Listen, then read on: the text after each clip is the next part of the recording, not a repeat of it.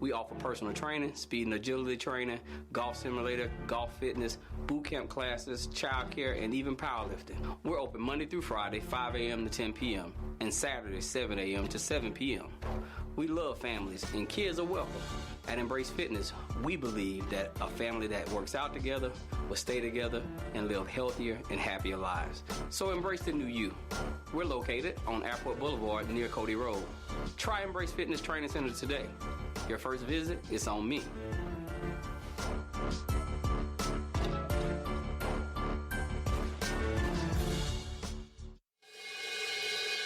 Princess Creative Productions can provide affordable and professional video services for small to mid-sized businesses. Our in-studio virtual set shoots start as low as $200. Let our expert get to work on your next video project. Call 251-421-4490 to book your next shoot.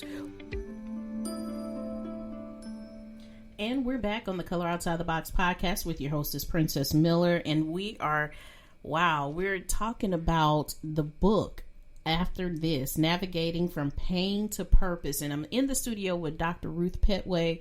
And, man, she has blown, blown this podcast up. Oh, my goodness. That was so good. And so right before we went to break, you started talking about how you had asked your husband to release you. Yes. So that he could be free, because you didn't want what you were going through to affect him. Absolutely. And so, he was like, Ruth, he said, I'm not going anywhere. Yes. Your people gonna be my people. Yes. Your God gonna be my God. Yes. But let's talk about the change in your relationship, because a lot of times, as you mentioned before we went to break, when there's a sickness, and that sickness, robs you of your finances because you're not able to work. So you're dependent on one income where you had two. Yes. That can cause some friction in a marriage. Yes. So let's talk about the changes that your marriage went through. Yes.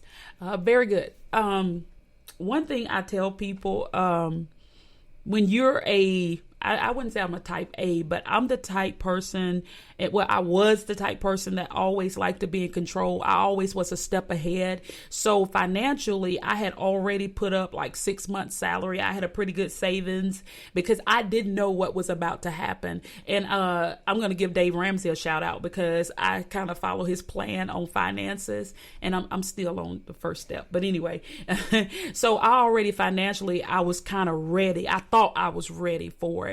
And spiritually, I thought I was ready for it. So during the sickness, or during the time that my husband said, okay, I'm staying, we're going to work through this, we're going to survive this, we lost his son. His son was murdered. We lost my nephew. My nephew was murdered a year after his son. His grandmother died. We just were being bombarded with pain after pain after pain. And what we decided is that we would get so close that not even air would come between us. We decided to learn more about each other, because let me say this about my husband. When I really got sick and I knew that I was losing function of my limbs, and I knew that I couldn't even comb my hair anymore, I didn't want to tell my husband. I called his dad, and I told his dad, I said, his dad is a pastor. I said, Rev, that's what I call him. I said, this thing is getting bad. I said, and I don't know what to do. I said, I'm going to get my mom to come and live with me, because I don't know if Tony is really prepared for this. Mm-hmm. And his dad kind of paused on the phone, and his dad told me, he said, you don't really know your husband, do you? And I said, yeah, I do. I know him very well. He said, no, you don't. He said, because there is something that steps up in him when the odds are stacked. Oh my God, I feel that so strong in my spirit. He said, there is another man that rises up in adversity. He said, I've seen it time and time again. He said, my husband used to be a certified nursing assistant. He used to be a pharmacy technician. He's had like many facets of things that he did. So God let him take care of all those people, because he knew, I believe God knew that there's going to be a time that those nursing assistant skills, they're going to come in real handy for what you're going to need to do for the closest person to you, which was me. So his dad encouraged me. He said, I don't think you need your mother. I think you just need to trust your husband. I said, Rev, I don't know. I made the most money. My husband had just started a business, and I kind of, funded some of his business because in new businesses, you know how it is. I understand. And so I was the financial person. I was the bank accountant. I was the cook. I was, the nurturer. I took care of our daughter. I pretty much did it all. And God stripped. Oh my God. When all that got taken from me, I just didn't think my husband could be the mother, the father, the cook, oh my God. When I saw him operating in all these capacities, I was like, oh my goodness, who am I really married to? Who is this guy that can do everything? Who is this guy that, even when I saw defeat, and it's in the book, I hate to keep saying it's in the book, but because we want them to get this book. Again, let's stop right now. How can they get it? Yes, you can get the book again off Amazon, Amazon.com. The name of the book again is After This, Navigating from Pain to Purpose.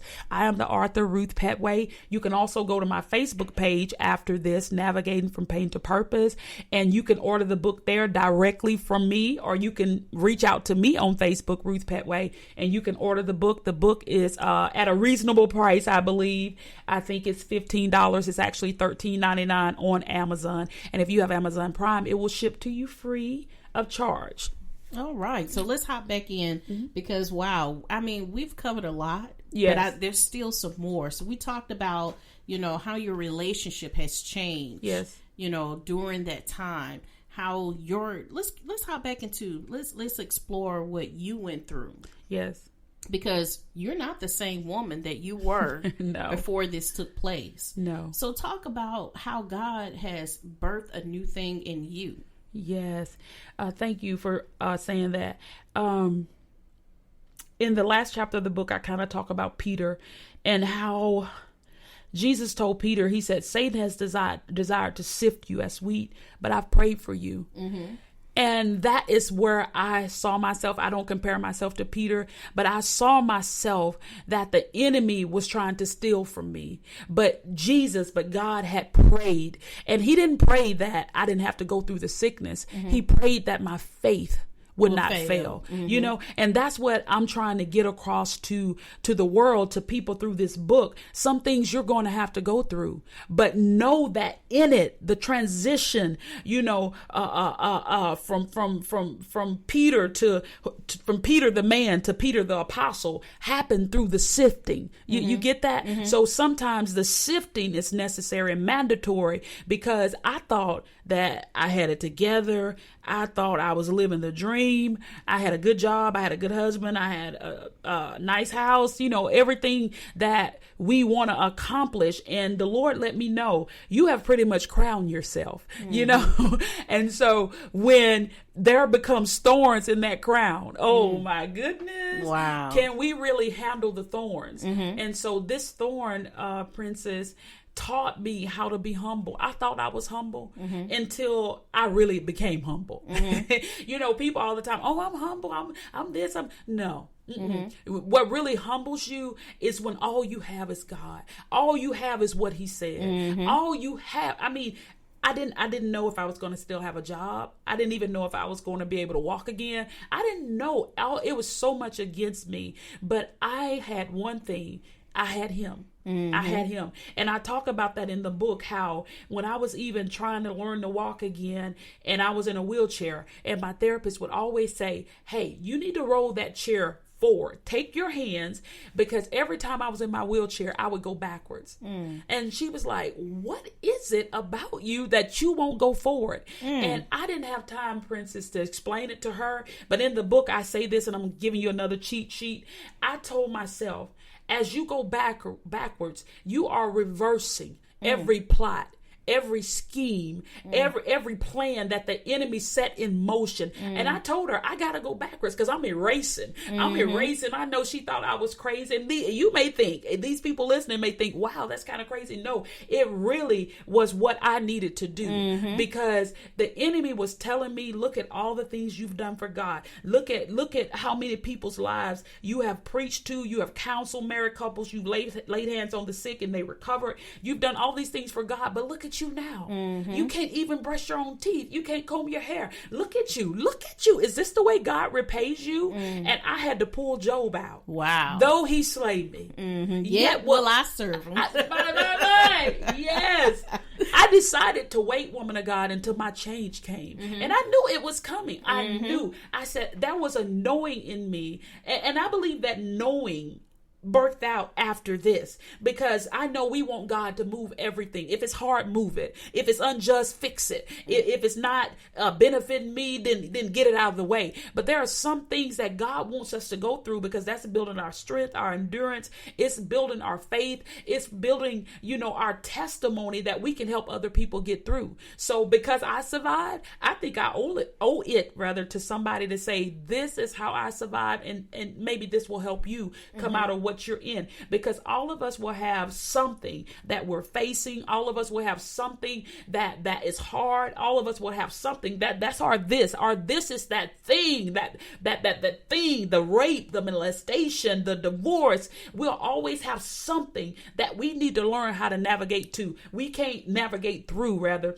We can't just run from everything. You can't sleep everything off. I used to have a bad habit of when things got hard, I just go to sleep. I'm like, it's over with. Tylenol PM time. It's 2 p.m, but I'm asleep. I'm just like, okay. But guess what? When I wake up, it's still there. So God had to teach me how to navigate, how to find my way. It's like walking in the dark. Because I've been in my house so much, I can navigate through it, even if it's dark. And so that's what God is telling us. If I've brought you out of this situation before, when you happen to find yourself in it again or somewhere close to it, you should know how to turn, how to move, how to, deliver yourself. Oh my goodness. And not only that. Yes. You can teach others. That's the point. You can teach others and show them how to navigate. Yes. Because it's so many people that have found themselves in similar situations and they have accepted. Because like you said at the beginning, you basically had prepared. Okay, this is what's going to happen. And I'm going to prepare myself and I'm just going to, go through it. But then now that you know that God showed you, and even I keep going back to the warfare in your mind during that time. Yes, man, I bet you that was intense. Very. And now you can show people, hey, just because you there now, just because they said this, doesn't mean that you have to accept this. Yes, this is not your end. My. This is only a bump in the road to where God has for you to go. Yes. And, and sometimes when you're in situations like that, you throw purpose away. That's good. Yes.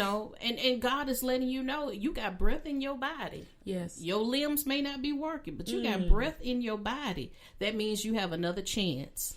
Yes. And purpose is still required. So many times people throw purpose away. And they, just because of a situation or a trial or whatever it is that they may be going through. Yes. And that they cannot justify in their minds as to why they're going through a situation. Right. So then they immediately say, well, this is it for me. And they throw purpose away. Yeah. But there's still souls that's required of them. That's so good. Yes. We can't throw purpose away. Man, I'm excited. I hadn't finished the book yet, but I am excited to finish the book. Yes, it's a good book. And this is a piece of me. And believe me, in this book, I'm very transparent about a lot of things. And I asked God, why did this take me so long to write? This book was in my spirit for a long time, even through my process. But the Lord was letting me know that I was finally in a healed place. Mm-hmm. Not only externally healed, but internally, that I could talk about my pain and talk about how I, did something with it, how I created something out of it. So I'm hoping that this book will touch lives. And I've already gotten testimonies. If you go on Facebook and look at the page After This, Navigating from Pain to Purpose, you'll hear the testimonies of people who read the book in one day. Mm-hmm. And they said, it's just a page turner. You just can't stop reading because you're trying to figure out what's going to happen next. And I'm telling anybody, Princess, that there is life after pain. There's life after divorce. There's life after, molestation. There's life after anything you could think of. And the key scripture for this whole book is Jeremiah 29:11. And you know this because you helped me with the cover. And shout out to Princess Miller. But she helped me with this cover. And Jeremiah 29:11, where it says, "For I know the thoughts